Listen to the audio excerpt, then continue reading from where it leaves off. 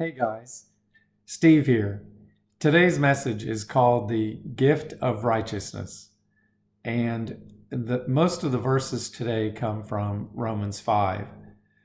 We see in Romans 5:12, wherefore, as by one man sin entered into the world, and death by sin, and so death passed upon all men, for that all have sinned. So why are we a sinner? Because we sin? No, because of Adam's sin. Because of Adam's sin, we have sin-stained blood before we know Jesus Christ. By the same token, how are we made righteous?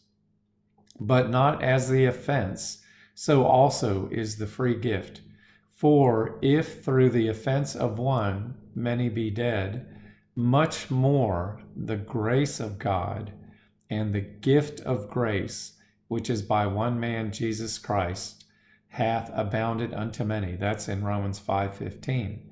Similarly, in Romans 5:17, it says, for if by one man's offense death reigned by one, much more they which receive the abundance of grace, who receive abundance of grace, and of the gift of righteousness shall reign in life by one, Jesus Christ. That's verse 17. If we look at those two verses, the grace of God and the gift of grace, abundance of grace and the gift of righteousness, that we shall reign in life by one, Jesus Christ. So how are we made righteous? By one man's obedience. We're not made righteous by our obedience any more than we were made a sinner by our sinning. We are made righteous by one man's obedience. And the devil always wants us to focus on our obedience. Have we prayed enough? Have we studied enough? Have we repented enough? Teachings that point us to ourselves are just helping the devil along. That's how you get depressed. We must remember the much more verses of Romans 5. And I'll have all those listed in the notes below. In 2 Corinthians 10, 4 through 5, it says, for the weapons of our warfare are not carnal, but mighty through God to the pulling down of strongholds, casting down imaginations, and every high thing that exalteth itself against the knowledge of God, and bringing into captivity every thought to the obedience of Christ.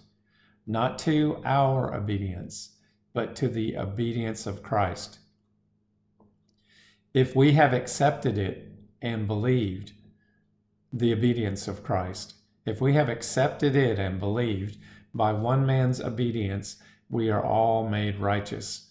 We must remain focused on casting down our imaginations and every high thing that exalteth itself against the knowledge of God, and bringing into captivity every thought to that obedience of Christ. It is the obedience of Christ that gives us the gift of righteousness, that gives us our right standing.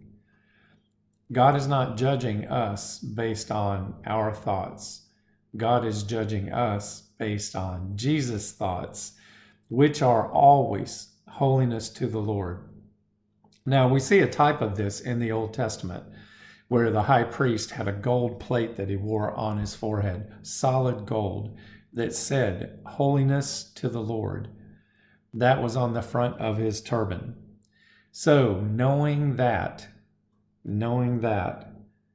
give all our worries and cares to God, for he cares about us, as it says in 1 Peter 5:7.